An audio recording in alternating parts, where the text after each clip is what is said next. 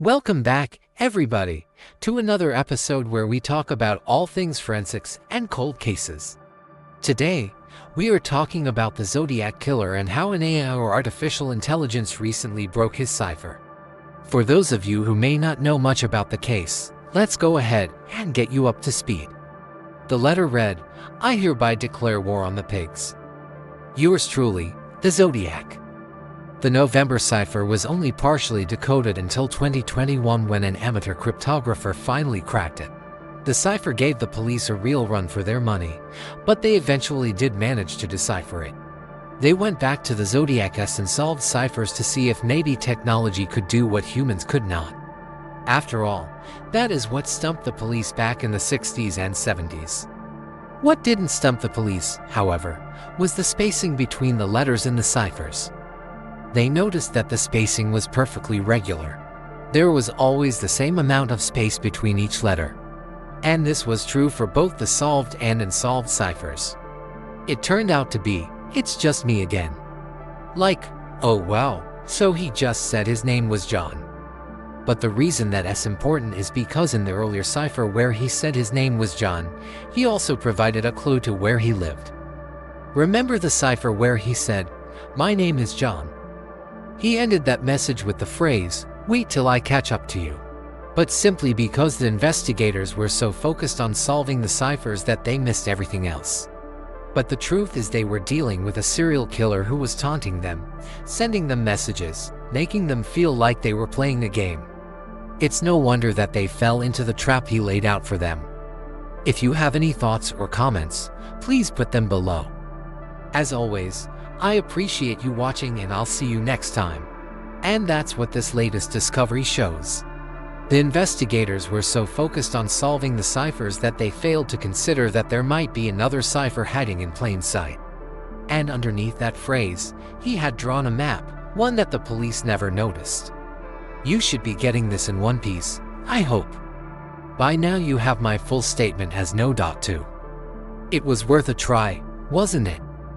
But sometimes it's nice to revisit old cases with a fresh set of eyes, both human and artificial, to see if maybe, just maybe, there's something we missed. I hope you are enjoying this game as much as I am. I really want to go to 3. In total, there were 4 unsolved ciphers from the Zodiac, and they were given to the AI. The team hoped that the AI would take one look at these ciphers and decode them easily.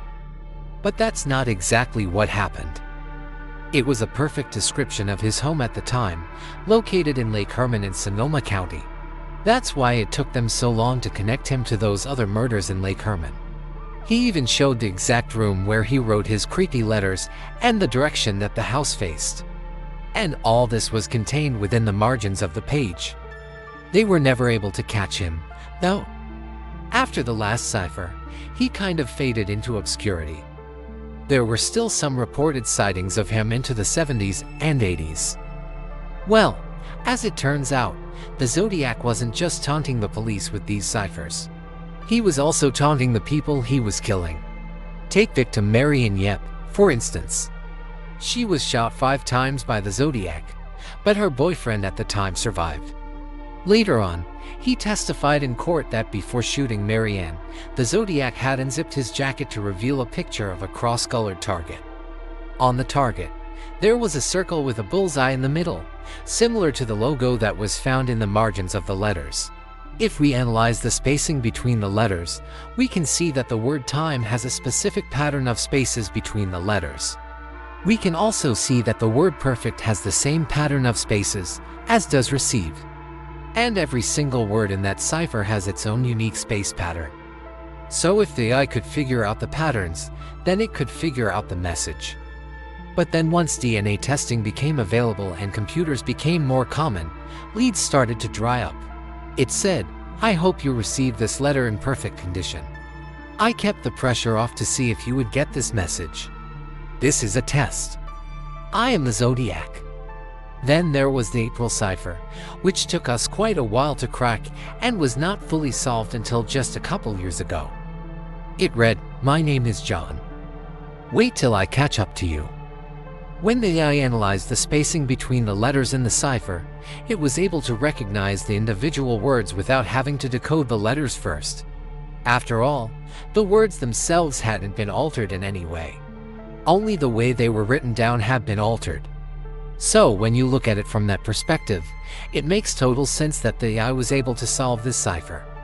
It's not like the Zodiac encrypted the letters. He just kind of scrambled their order around.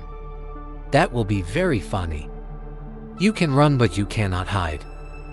I will find you no matter what you do to try and stop me. I will be your death. I'm going to get you just as I got the others. I left my calling card on every scene just as a reminder. Do you know what it is? With this letter, the Zodiac was giving the police a full-on confession, telling them basically that he had claimed several lives already and that he'd leave his calling card behind at every crime scene. But what was that calling card? To this day, nobody knows for sure. Below that message was a cryptogram made up of 340 letters and numbers. And at first glance, it looks like random gibberish. However, if you look a little closer, you can see that the numbers are actually written out phonetically. So the number 2 is spelled out as A, the number 3 as B, and so on. When you translate the entire thing, it reads, "This is the first time I have ever used my code. If you can figure it out, I'll go on to bigger and better things." Pretty cryptic, right? Well, it gets more interesting. The Zodiac was an unidentified serial killer who operated in Northern California in the late 60s and early 70s.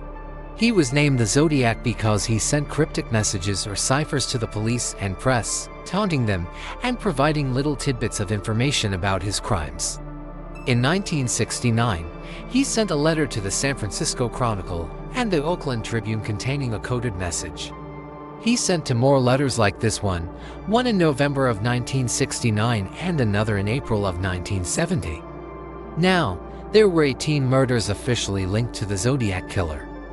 But he claimed in one of these letters that he had killed more than 35 people. However, about 50 years later in 2023, after a team of researchers developed new techniques for machine learning and cryptography, if you think about it, it makes sense that the AI would have trouble decoding the message. So instead of trying to decode the letters, this particular AI looked at the spacer on them. Let's take the 1969 cipher as an example. That's exactly what it did. When the AI analyzed the newly discovered pattern, it was able to translate the rest of the message with relative ease. Now, for those of you who aren't familiar with cryptology, that might not sound like a big deal. The map was only 3 lines long, but it was enough to show the general layout of where he lived, including the fact that he lived near a creek and some railroad tracks. For whatever reason, either because it was too small to notice or because they were so focused on cracking the cipher, the police completely missed this clue. So how does this information help us today? What we're basically looking at here is physical evidence that was overlooked for decades, not because it was invisible or hidden. Well, it's possible that if they had caught on to this sooner, then they might have caught the Zodiac. In the end, the Zodiac was never caught, and probably never will be. That's all for this week, everybody. I hope you enjoyed this case.